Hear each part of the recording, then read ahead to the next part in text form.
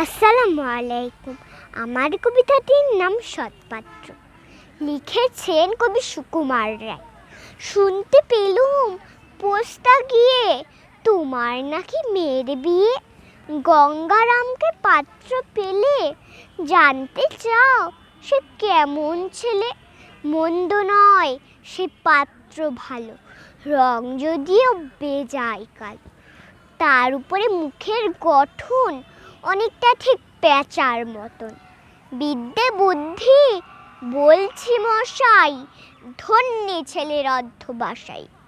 19টি বার matric এসে ঘায়েল হয়ে থামলো শেষে। বিষয় আশয় গরিব বেজায়, কষ্টে সৃষ্টে দিন চলে যায়। মানুষ তো নয় ভাইগুলো তার, একটা পাগল একটা গোয়ার, আরেকটা সে তৈরি ছেলে, জাল করে নোট গেছেন জেলে। কনিষ্ঠটি তবলা বাজায়, যাত্রা দলে 5 টাকা পায়।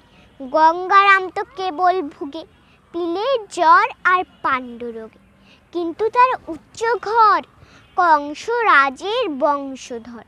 শ্যামলাহিরি বনগ্রামের কি যেন হয় গঙ্গারমে। যা হোক, এবার পাত্র পেলে এমন কি আর মন্দ ছেলে। ধন্যবাদ।